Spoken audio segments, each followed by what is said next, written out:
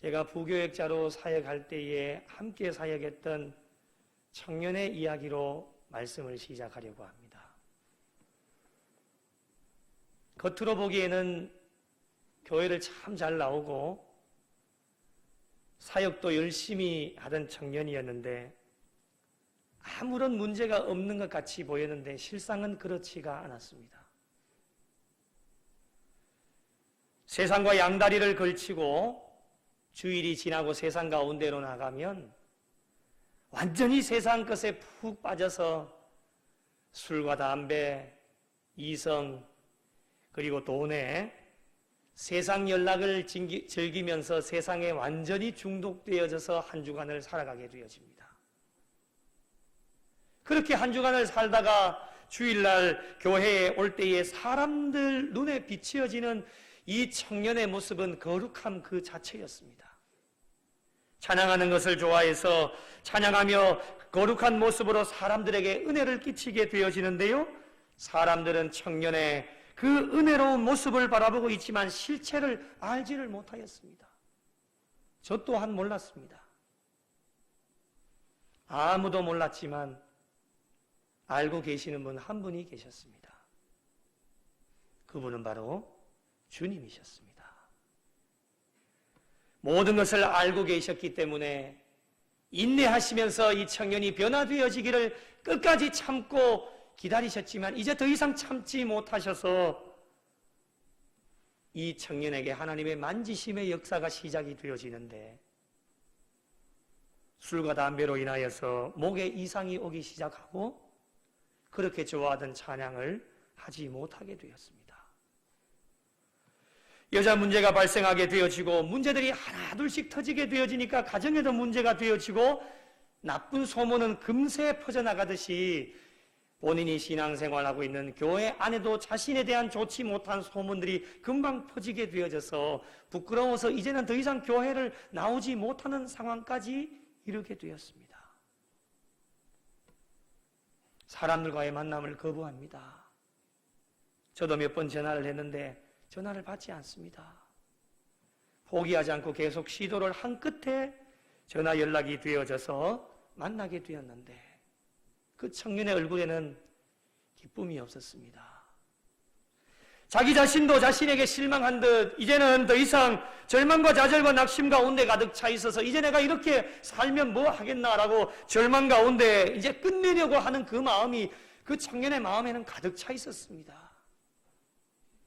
계속 대화를 시도해 보려고 해도 회피해서 더 이상 대화가 되어지지 않아서 마지막 기도하기 전에 이 청년에게 그렇게 권면을 했습니다. 얘야, 하나님께서 너를 사랑하신단다. 하나님께서 너를 만지실 거야. 하나님께서 너를 반드시 회복시키실 거야. 그러니 포기하지 말고 끝까지 인내하면서 함께 기도하자꾸나. 이렇게 권면을 하고 손을 잡고 기도해주고 그렇게 헤어졌습니다. 그리고는 가끔씩 연락하면서 서로의 근황도 묻고 또 기도 제목도 함께 나누게 되어졌는데 어느 날 순간 전화를 했더니만 전화를 받지 않는 거예요. 몇 번 시도를 해도 연락이 두절이 되어진 겁니다. 주변의 사람들에게 알아봐도 알 수 있는 사람이 전혀 없어요. 마음에 불안한 감이 듭니다. 혹시라도 극단적인 선택을 했는 것은 아닌지 마음에 불안함이 있지만은 제가 할 수 있는 일은 하나님 앞에 기도하는 일밖에는 없었어요. 기도하다가 그렇게 지내다가 사역지를 옮기게 되어져서 그 청년과는 더 거리가 멀어지게 되었습니다. 그러던 어느 날 참으로 많은 시간이 흘렀는데 한 통의 전화벨이 울립니다. 전화를 받았더니만 계속 기도하고 교통하는 그 청년의 목소리였습니다. 얼마나 반가웠는지 서로가 반가워서 아무 말도 못하고 전화기 수화기를 들고는 그냥 가만히 멍하게 서 있었습니다. 한참이 지난 뒤에 서로의 안부를 묻고 제가 제일 궁금했던 게 뭐겠습니까? 목사지 않습니까? 그래서 신앙생활 잘 다시금 시작했는지가 너무너무 궁금해서 신앙생활을 어떻게 하고 있느냐라고 물었더니만 이 청년이 대답하는 말이 예 목사님 다시금 신앙생활을 시작하였습니다. 교회도 출석하고 사람들의 눈도 있고 이야기하는 것도 있지만 그거 아랑곳하지 않고 오직 주님만 바라보면서 새벽도 깨우고 새벽 기도도 나가면서 말씀을 듣고 그리고 봉사도 조금씩 시작하면서 신앙생활을 최선을 다해 달려나가고 있다는 이야기였습니다. 너무너무 기뻤습니다. 하나님께서 제 기도를 들어주신 것도 감사했고 청년을 놓지 않으시고 하나님이 만지셔서 다시금 회복케 하신 하나님 앞에 감사하며 대화를 나누던 중에 그 청년이 저에게 이런 말을 합니다. 목사님, 제가 다시금 신앙생활 하기로 시작을 했는데 바뀌어진 것은 하나도 없다는 거예요. 나의 주변이 그렇게 상황이 좋아진 것도 아니고 아직까지도 해결해야 될 문제들이 산더미처럼 쌓여져 있지만 목사님, 제 마음이 얼마나 평안한지 모르겠어요. 이렇게 이야기를 하는 거예요. 그러면서 하는 이야기가 자신의 마음이 그렇게 평안한 것이 하나님의 말씀을 듣고 깨닫게 되어졌는데 그 마음의 평안함의 비밀이 하나님의 은혜로 하나님께서 마지막 순간에 절망 가운데 있는 자기 자신을 하나님이 만지셔서 다시금 이렇게 세워주셔서 자신을 거듭나게 하시려고 하였던 방법이었다라고 하는 것을 말씀을 통해 깨달아 알게 되어졌다고 하는 거예요. 거듭나기 전에는 거듭남에 대한 깨달음이 없을 때에는 교회에 나가도 기쁨이 없는 것이죠. 신앙생활해도 참된 기쁨이 없었는데 세상의 것을 끊을 수가 없어서 하나님의 마음을 아프게 했는데 이제 말씀을 통해서 거듭나게 하시려고 하는 하나님의 만지심이 말씀을 통해서 깨달아 알게 되어지니까 이제는 다르다고 하는 것이죠. 주님 앞에 달려나와서 찬송을 해도 기쁨이 있고 내게 어떠한 어려운 일이 있어도 이제는 절망하거나 낙심하지 않고 오직 주님만 바라보게 되어지는 그 믿음과 신앙을 가지게 되어지니까 아직까지 해결하지 못한 일들이 산더미처럼 쌓여져 있지만 그걸 하나님 앞에 다 맡기고 하나님 앞에 기도하게 되어질 수 있다고 하는 것이 얼마나 감사한지 함께 대화를 나누고 자주 연락하면서 함께 지내자라고 하고 전화를 끊었습니다. 전화로 청년의 고백을 들으면서 너무 기뻤어요.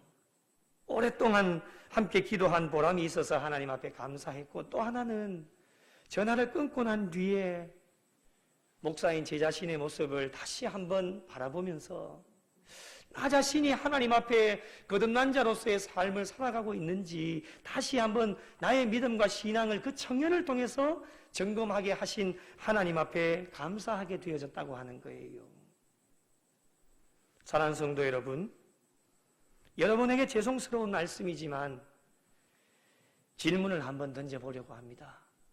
마음속으로 한번 그 질문에 답변을 해보십시오. 먼저 죄송하다 말씀을 드립니다. 여러분, 거듭나셨습니까?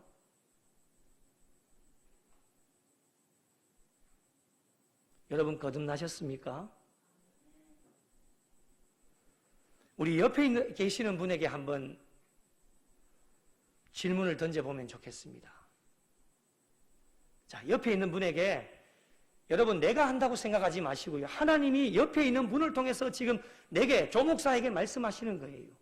그러니까 너무 기분 나쁘게 듣지 마시고 우리 옆에 있는 분에게 한번 질문을 던져보면 좋겠습니다. 성도님 거듭나셨습니까?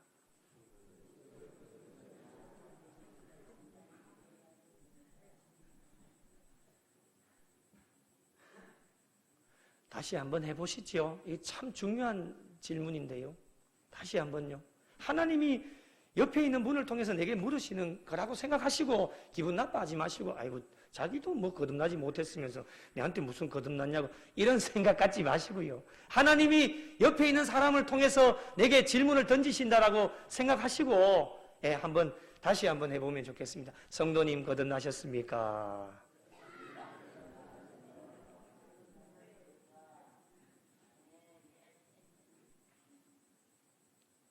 거듭남이라고 하는 것이 무엇일까요? 뭐라고 생각하세요, 여러분? 여러분이 알고 있는 정의가 뭐예요? 신앙생활에 있어서 거듭남이라고 하는 것은 정말 중요한 거예요. 2022년에 남은 2개월 동안에 하나님이 12월 첫째 주를 맞이하는 부족한 종에게 왜 이 말씀을 주셨을까? 저도 아이러니합니다. 거듭남이라고 하는 것이 얼마나 중요하냐? 영생과 관련이 있습니다.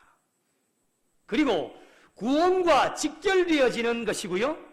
오늘 말씀에 의한다면 거듭나지 아니하면 하나님의 나라를 볼 수 없다, 분명하게 우리에게 말씀합니다. 이 세 가지만 봐도 이 거듭남이라고 하는 것이 우리의 신앙의 삶에 얼마나 중요한지를 우리에게 말씀하여 주시는데요. 거듭남이라고 하는 것이 무엇인지 간략하게 세 가지만 여러분에게 한번 말씀을 드려보겠습니다. 첫 번째로 거듭남이라고 하는 것은 그리스도 안에서 새로운 피조물이 되는 것입니다. 이게 거듭난 거예요. 고린도후서 5장 17절에 이런 말씀 있죠. 같이 읽어보겠습니다. 시작. 그런즉 누구든지 그리스도 안에 있으면 새로운 피조물이라 이전 것은 지나갔으니 보라 새 것이 되었도다. 아멘. 믿으시면 아멘. 누구든지입니다. 누구든지 그리스도 안에 있으면 새로운 피조물이라 이전 것은 지나갔으니 보라 새 것이 되었도다. 거듭남이라고 하는 것은 새 것이 되어지는 거예요. 예수 그리스도 안에서 예수 그리스도를 믿음으로 말미암아 모든 것이 새로워지는 것이 무엇이냐? 거듭남이라고 하는 겁니다. 두 번째 정의, 거듭남이라고 하는 것은 무엇이냐? 사망에서 생명으로 옮기는 것이 거듭남이에요. 에베소서 2장 1절에 이런 말씀이 있습니다. 그는 허물과 죄로 죽었던 너희를 살리셨도다. 거듭나지 않았을 때에는요, 허물과 죄로 인하여 우리는 죽을 수밖에 없는 자들이었습니다. 가만히 내버려두면 지옥행 열차 타고 그냥 지옥으로 갑니다.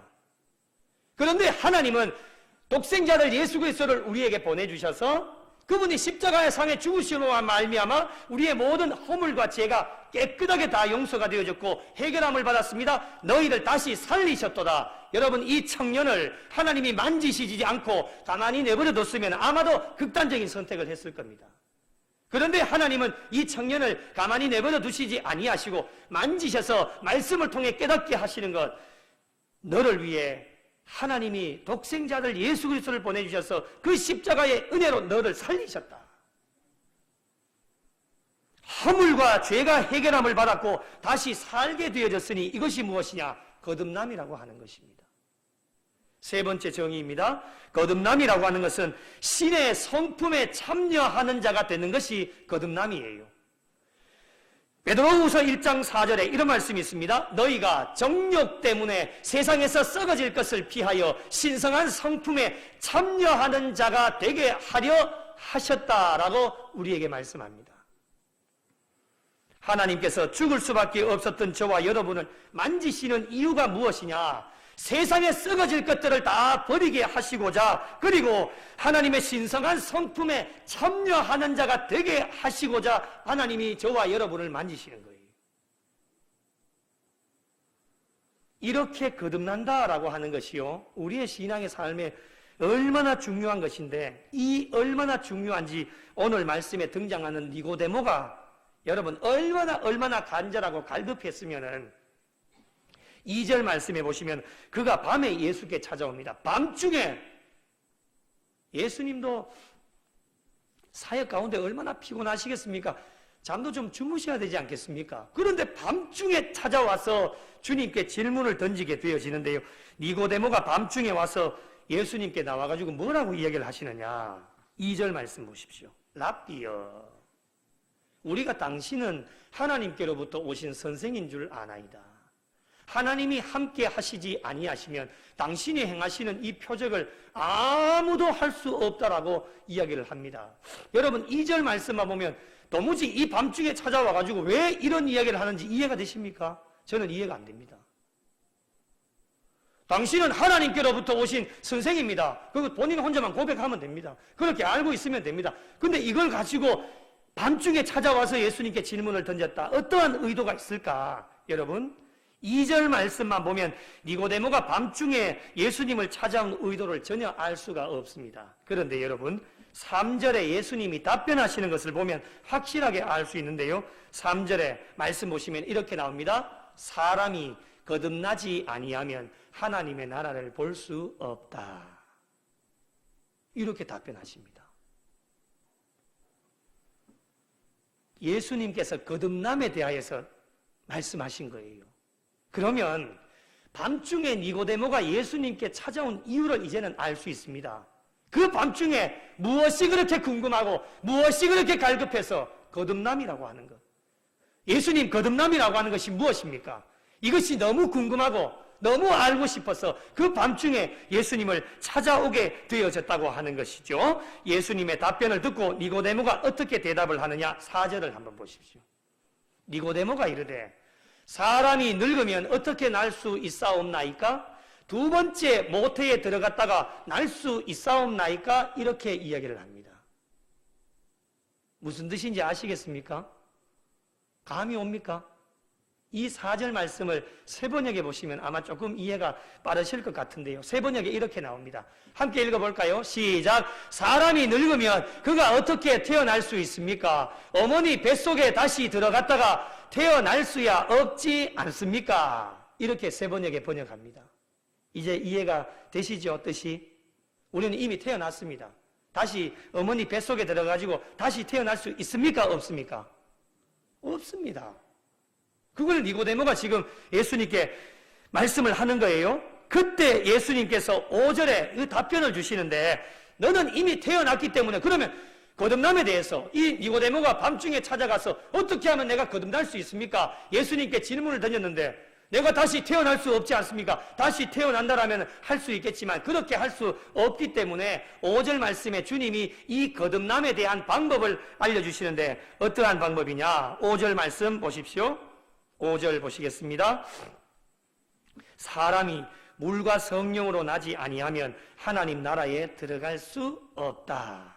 이렇게 말씀합니다.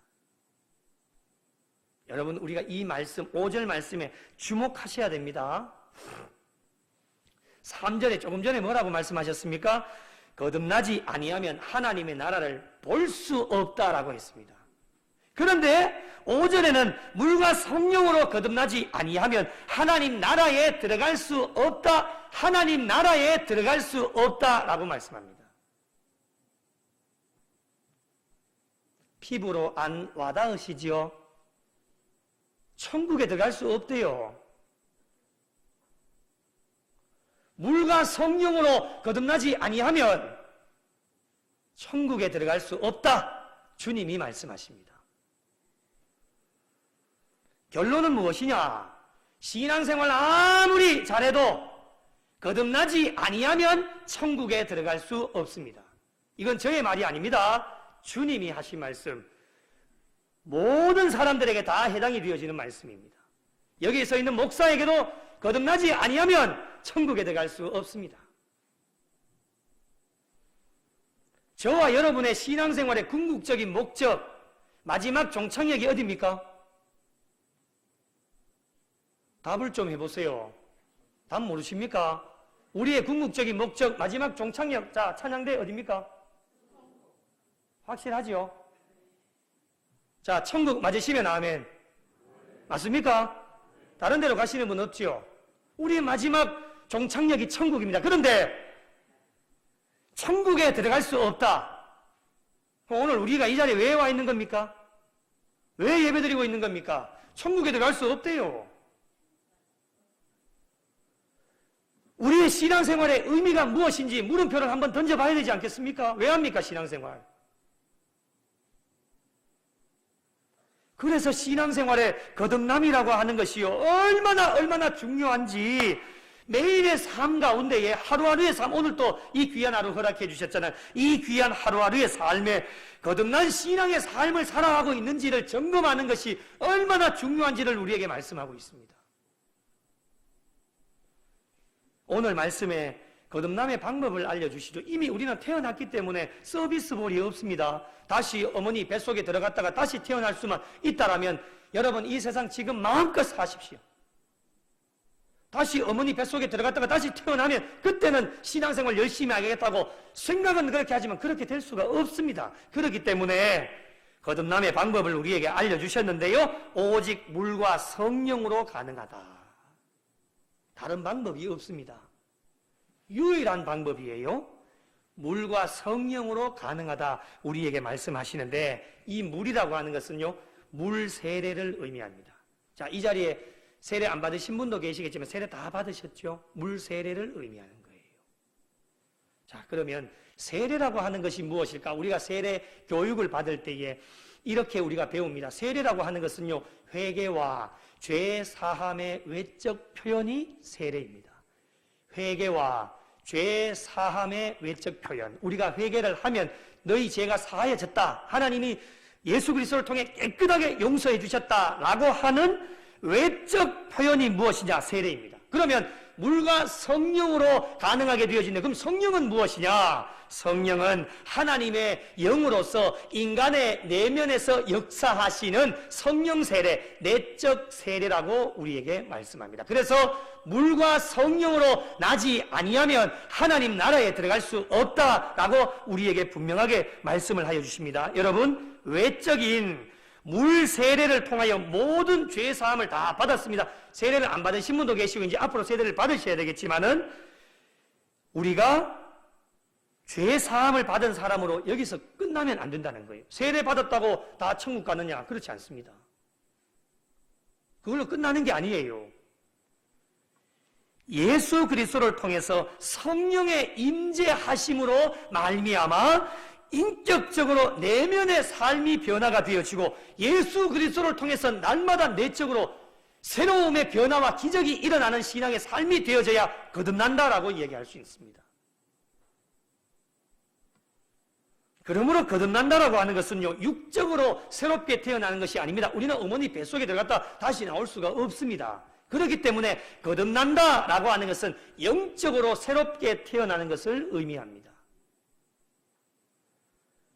이미 우리가 태어났기 때문에 어머니 뱃속으로 들어갔다가 다시 태어날 수가 없기 때문에요, 우리가 예수 그리스도를 믿고 물 세례를 받음으로 말미암아 우리가 회개하고 죄 씻음을 받는 표가 세례인데, 깨끗하게 사함을 받고 우리의 심령 가운데 내주하시는 성령님을 통해서 우리가 인격적으로 변화가 되어지고 삶이 변화되어지는 새로운 신앙의 삶으로 살아가는 것이 무엇이냐? 거듭난 신앙의 삶이다라고 우리에게 말씀하고 있습니다. 6절 말씀 보실까요? 육으로 난 것은 육이요 영으로 난 것은 영이다 라고 우리에게 말씀을 합니다. 여러분, 육이 다시 태어날 수 없기 때문에 하나님의 영으로 새롭게 태어나는 것이 거듭남의 역사입니다. 예수 그리스도를 믿음으로 말미암아 세상의 자녀에서 하나님의 사람으로 새롭게 태어나는 것이 거듭남의 역사라고 하는 것이죠. 그렇다면 여러분, 여기서 궁금해지는 것이 하나 있습니다. 무엇이 궁금하냐? 오늘날 저와 여러분은 다 예수를 믿고 지금도 살아계신 하나님 앞에 우리 모두 다가 예배를 드리고 있는데, 저와 여러분의 신앙의 삶이 거듭난 신앙의 삶을 살고 있는지 어떻게 알 수 있느냐고 하는 거예요. 내 옆에 계시는 성도님이 거듭난 신앙의 삶을 살아가고 있는지를 어떻게 알 수 있나라고 하는 것이죠. 궁금하지 않습니까? 마스크를 끼고 계셔서 얼굴 표정을 잘 알 수는 없지만 눈동자를 이렇게 보면 별로 궁금해하지 않는 것 같습니다. 궁금하지 않습니까? 저는 엄청 궁금한데요. 여러분이 거듭난 신앙의 삶을 살고 있는지 저는 궁금합니다. 여러분도 궁금하시죠? 이 조 목사가 거듭난 신앙의 삶을 살고 있는지 궁금하지 않으세요? 목사니까 당연히 거듭난 신앙의 삶을 살겠지. 예, 안타깝지만 그렇지 않은 분들도 많이 있습니다. 저도 그렇게 살려고 노력하고 발버둥 치고 있고요. 거듭난 신앙의 삶을 살려고. 목사가 대단한 것이 아닙니다. 목사는 목사의 직을 감당할 뿐입니다. 천국 올라가서 목사 모이세요 이렇게 하지 않습니다. 저는 그렇게 하지 않는다고 생각해요.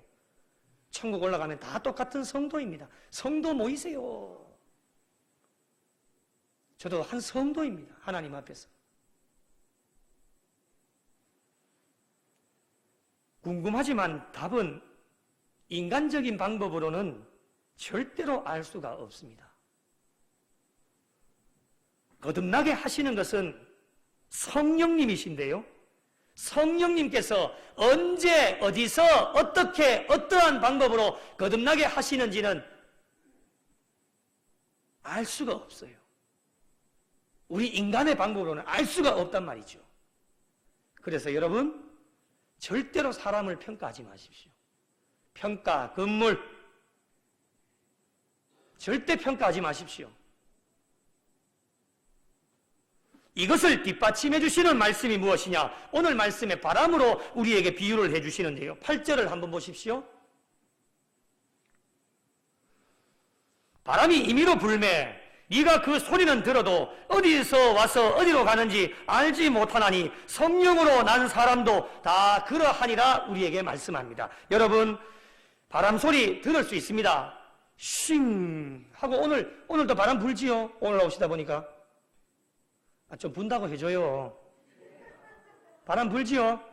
예. 바람 부는 거 우리가 알 수는 있어요. 바람 부는 거 들을 수는 있죠. 그 바람 소리. 그런데 이 바람이 내 앞을 지나가는 이 바람이 어디서 왔는지 아시는 분? 대구에서 왔는지 경주에서 왔는지 부산에서 왔는지 아시는 분요? 한 분도 없습니다.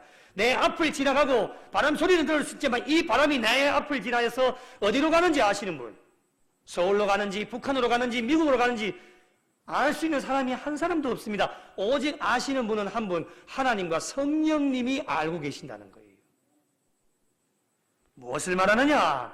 인간의 그 어떠한 것으로도 거듭남의 역사를 측량할 수가 없게 되어진다라고 하는 것이죠. 중생, 곧 거듭남은 오직 성령님께서 주관하셔서 체험케 하신다라고 하는 이 사실을 우리가 잊어버려서는 안 된다고 하는 겁니다. 그래서 여러분, 사람이 사람을 변화시킬 수 없습니다. 사람이 변화되는 것은 오직 성령님의 역사로, 성령님의 만지심의 은혜로 거듭나게 하셔서 하나님의 사람으로 바꾸어 주시는 건 누구도 예외가 될 수 없습니다. 저와 여러분도 이러한 거듭남의 역사를 통해서 세상 가운데 죽을 수밖에 없는 영혼들이었지만 하나님이 독생자들 예수 그리스도를 우리에게 보내주셔서 저와 여러분을 하나님의 은혜로 만져주셔서 세상의 사람에서 하나님의 사람으로 바꾸어 주신 거예요. 이것이 바로 거듭남의 놀라운 은혜입니다. 이런 은혜가 있는 자들은 거듭난 신앙의 삶을 살아가는데 그 특징이 무엇이냐? 많은 특징들 가운데 저는 이렇게 정의를 하고 싶습니다. 예수님만 바라보며 살아가는 것이다. 주바라기 인생인 것이죠. 거듭난 사람은 예수님께서 인간으로 이 땅에 내려오심을 인정하고 모든 죄, 나의 죄를 위하여서 십자가상에 죽으심으로 말미암아 그리고 사망 권세를 깨뜨리시고 부활하셔서 온 인류의 소망이 되어주시고 약속하신 대로 승천하셔서 우리는 다시 오실 주님 예수 그리스도를 지금 기다리고 있는 신앙의 삶을 살아가고 있습니다. 그래서 거듭난 사람은 예수님을 나의 삶의 전부라고 생각하고 그렇게 신앙생활하고 있습니다. 세상 것 바라보면 안 됩니다. 내게 물질이 없다 할지라도 명예와 권력이 없다 할지라도 오직 우리는 주님만 바라보고 어떠한 낙심과 좌절과 실망의 순간이 다가온다 할지라도 우리는 주바라기 인생, 주님만 바라보며 사는 인생이 거듭난 신앙의 삶을 살아간다라고 우리에게 말씀을 합니다. 거듭난 사람은 예수님을 바라보는 삶인데 오늘 말씀 14절을 한번 보십시오. 14절에 모세가 광야에서 뱀을 든 것 같이 인자도 들려야 하리니 15절요. 이는 그를 믿는 자마다 영생을 얻게 하려 하심이니라. 할렐루야. 주님을 바라보는 거예요. 출애굽 당시에 이스라엘 백성들이 광야에서 굉장히 많은 어려움들을 당했잖아요. 먹을 것도 없고 마실 물도 없고 그럴 때에 끝까지 참고 인내하고 잘 견뎠으면 참 좋았을 텐데 이 이스라엘 백성들이 어떻게 해요? 하나님과 모세를 원망하다가 불뱀에 물려서 죽을 상황에 놓였는 거예요. 그런 이스라엘 백성들을 하나님은 사랑해 주셔서 가만히 내버려 두시지 아니하시고 모세를 통해 짱대 위에다가 매달아 놓은 놋뱀을 바라보는 모든 자들은 다 살게 되어졌어요.